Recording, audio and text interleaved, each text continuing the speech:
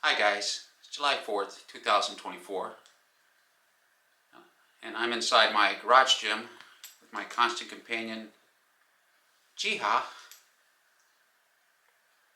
who is my 7-year-old Beagle, which is a designer dog, half Pekingese and half Beagle. But I actually have 4 home gyms. This is one of them. I have a garage gym, basement gym, an extension room gym, and a backyard patio gym. But no matter what gym I use, Jiha's with me. And she's with me more than my wife is, because my wife likes to go to casinos and play cards with her friends and go shopping, play bingo. But Jiha would rather be with me. So anyway, today I want to talk to you about a different topic. And it's a little different, but it relates to the recent video I did about partial reps. And for whatever reason, most people are focused on doing full range of motion exercises. Like for example, for a curl, they do the complete range of motion, even though the last quarter range is almost no resistance, because when you do a curl, when you get up to about the last 1/4 portion, the tension eases off, which is why a lot of bodybuilders will only do partial range curls. Just when they feel the tension easing off, they just go back down again, because there's no value to that last part, or very little value. So this raises the issue of the psychology of strength training. The word psychology comes from psyche, which means mind, and ology, which means study of. So psychology literally translates to the study of the mind. And it's important in strength training because it affects a lot of things that we do. And specifically what I want to raise is the issue of functionalism versus ritualism. And functionalism, what I mean, it's not in the sociological sense, Robert K. Merton's theory of how a sociological institution acts like a living body, but rather as the meaning of the word functional is that, doing what is practical, what is useful. And that's opposed to ritualism, which is the regular observance or practice of a ritual, especially when excessive or without regards to its function. For instance, when we talk about exercise, like I mentioned the curl. I mean, what is the purpose of the exercise? Isn't it to develop muscular endurance, size, and strength? And if that is the function, then shouldn't you be doing what best promotes that helps develop muscular endurance, size, and strength? And if a partial range of motion does it better than a full range of motion, shouldn't you be doing partial reps?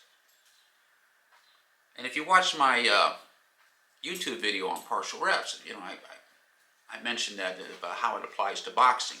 It also applies to nutrition, and nutrition is a key component to strength training, because what you eat,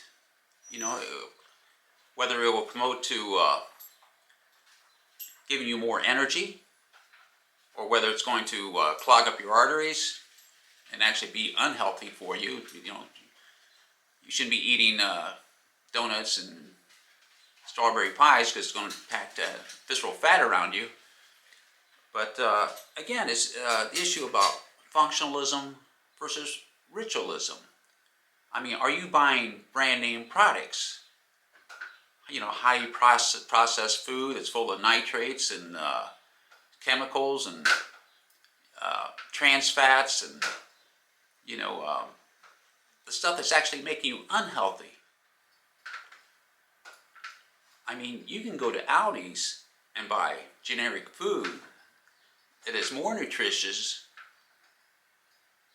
and less expensive than brand name items.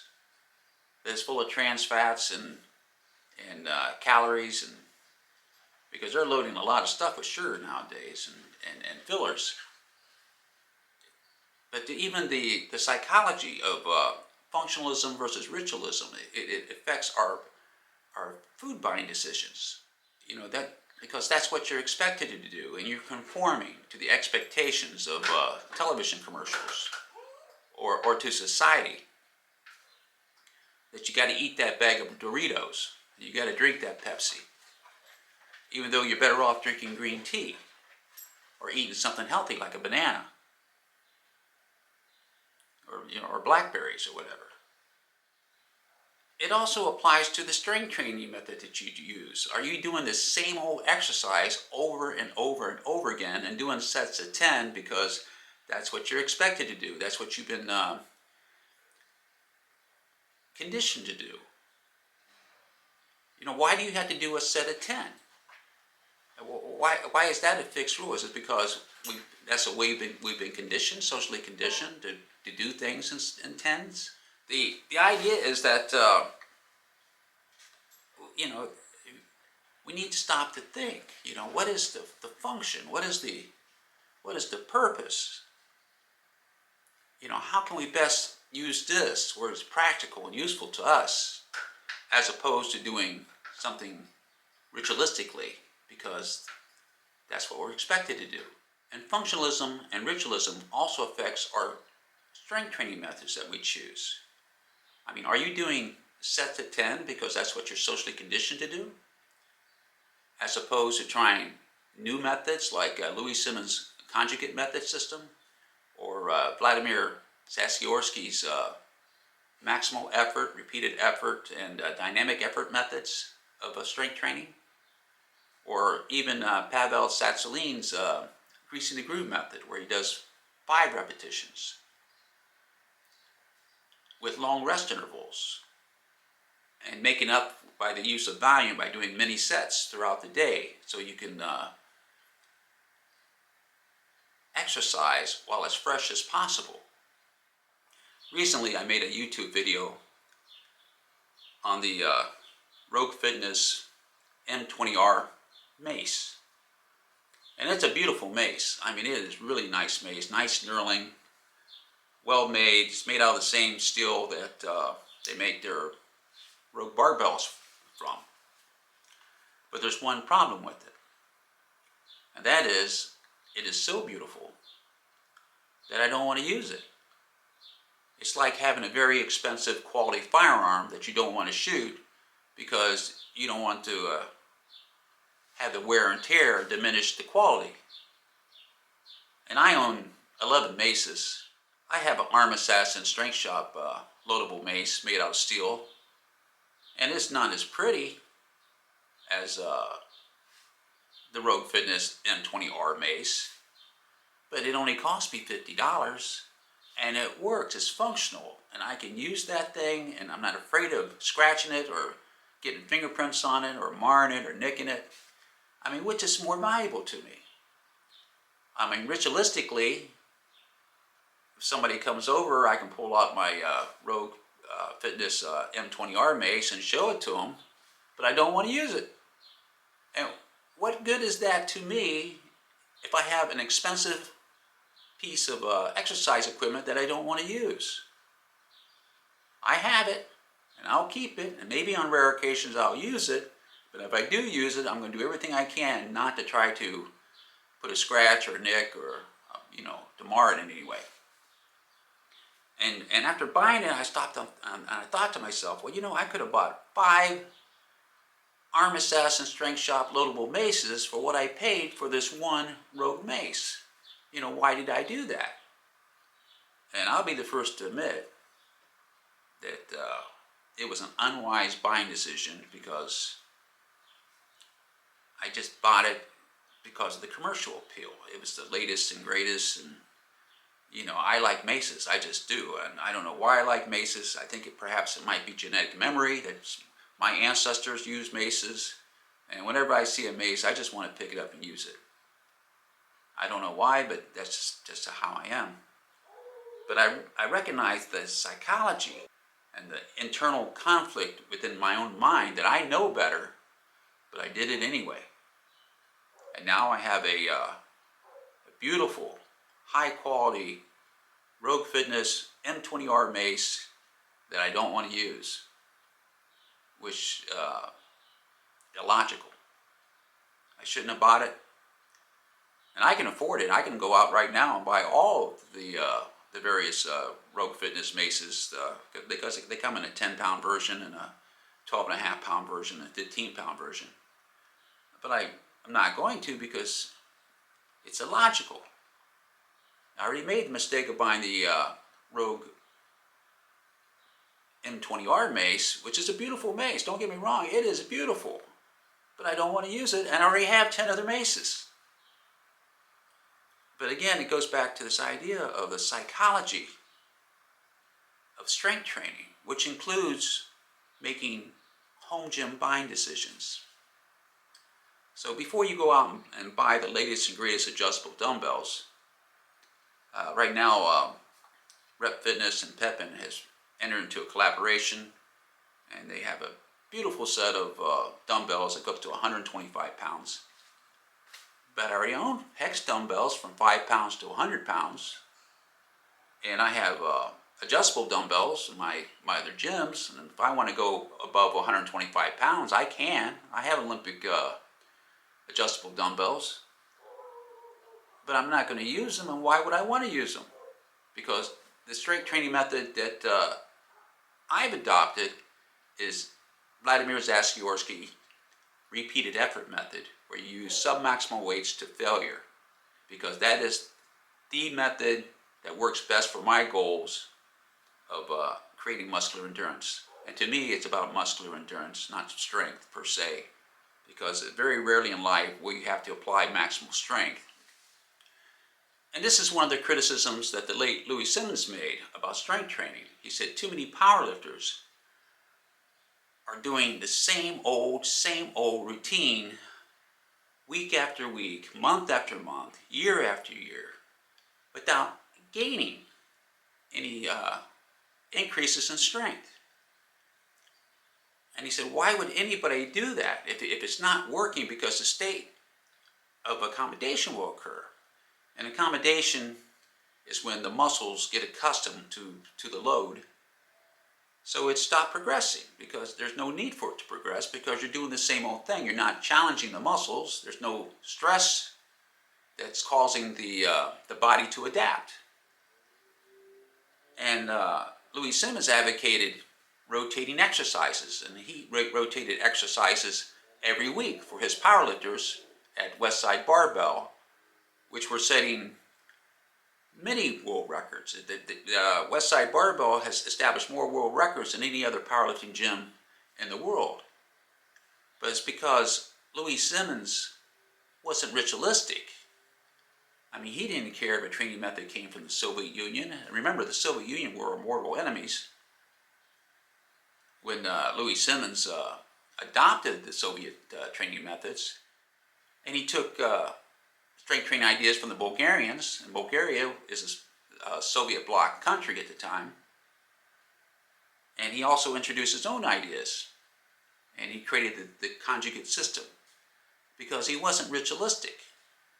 He didn't do things because that's the way they were done and the way that they were always been done, but Louis Simmons was using the dialectical method of challenging the old ideas with new ideas, because what mattered to him is what worked, what was functional, what was useful, what was practical, what was pragmatic.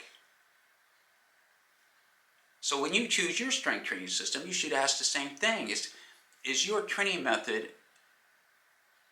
achieving what you're seeking? Are you developing more size? Are you developing more strength? Are you developing more endurance? And if it isn't, then you should be looking at other training methods. Maybe you should be exploring Louis Simmons' conjugate method of strength training, or Pavel Tsatsouline, or Vladimir Zastiorsky. I mean, after all, Zastiorsky trained hundreds of Olympic and world-class athletes,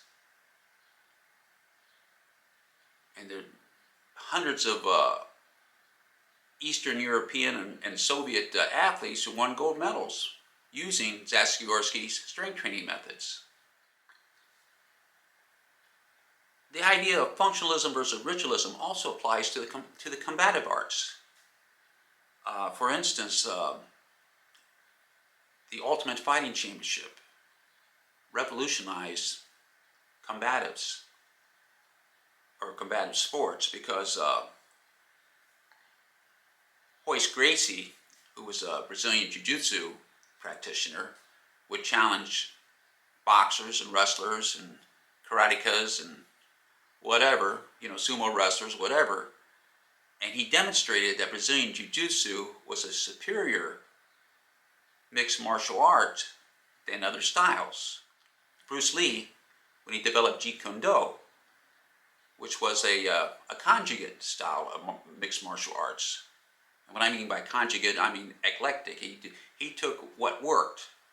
I mean, Bruce Lee didn't care if it came from Sabat, which is French foot fighting, or if it came from boxing or fencing, or if it came from Kali or Eskrima, which are Filipino martial arts. As long as it worked, that's what mattered to him. And as Bruce Lee said, take what is useful, discard what is useless, and add what is specifically your own. Bruce Lee wasn't into ritualism. Okay, I told you 5 different areas about how the psychology of strength training, particularly this internal conflict within your mind between functionalism and ritualism, of doing what is useful as opposed to doing what you've been conformed and expected to do. And this applies to nutrition, whether you buy brand food items that's full of trans fats and chemicals and calories that will make you fat, clog up your hearts, and your arteries. And also as toward exercise, whether you should be doing full range of motion because that's what's expected, or doing partial reps, which are more effective in developing endurance, size, and strength. Like I explained in the YouTube video I did on accentuation strength training, that the Soviets and the Eastern Europeans used to win hundreds of Olympic gold medals. And I also discussed about how this internal conflict between functionalism versus ritualism applies to strength training methods, like Louis Simmons, who advocated using the conjugate method of using the maximal effort method and the repeated effort method and the dynamic effort method, and rotating between those strength training methods, as well as rotating new exercises so the muscle avoids muscular accommodation, which can lead to performance decreases. And if nothing else, it'll keep you in a rut where you won't progress. If anything, you might be able to maintain your present level of fitness, but you're not going to progress. And I also discussed how it applies to fighting, or to combative styles, and how Bruce Lee rejected the flowery Kung Fu styles and created his own conjugate method of fighting, Jeet Kune Do, which took what was useful, discarded what was useless, and which he added what was specifically his own. And how the psychology of strength training also applies to home gym equipment buying decisions. I mean, you should ask yourself, if you're looking for cardio, should you spend thousands of dollars on the latest and greatest computer application or, a visual screen that for whatever method of cardio, or should you just buy yourself a basketball if you like playing basketball? If you like playing basketball, it makes more sense to do something that is you find fun. Okay guys, that's all for now. Please like, subscribe, and share. Hit the bell notifications because I'll be creating more YouTube videos. And as always, thanks for watching.